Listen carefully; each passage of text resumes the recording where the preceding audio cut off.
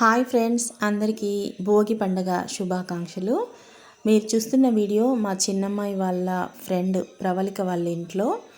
వాళ్ళ అమ్మాయికి మా అమ్మాయి వాళ్ళ పిల్లలిద్దరికీ భోగి పండ్లు పోశారు. ఆ విశేషాలు ఏంటో మీరు చూడండి. మరి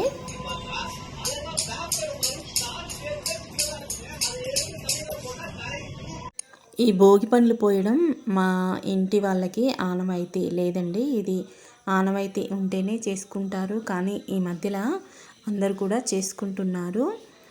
ఇంకా మా చిన్నతనంలో అయితే పాలకాయలని చేసేవారు. బియ్య పిండితో మనం చెక్కలు చేస్తాం కదా, ఆ పిండితో చిన్నగా రౌండ్గా పాలకాయలు చేసి రేగుపళ్ళతో కలిపి అవి కూడా ఇలా నెత్తి మీద ఇలా పోసేవారు.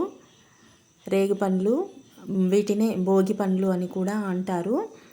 అన్నీ కలిపి పోస్తారు. ఇందులో కైన్స్ కూడా వేస్తారు, ఇంకా పువ్వులు కూడా వేస్తారు.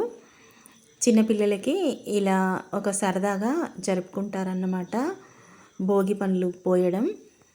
భోగి రోజు తప్పకుండా ఇలా భోగి పండ్లు పోస్తారు.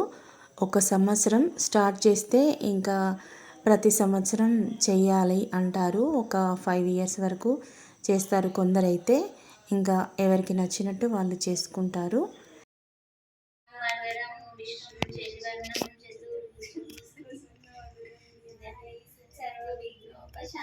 లాస్ట్లో పిల్లలకు ఇలా హారతి కూడా ఇస్తారు.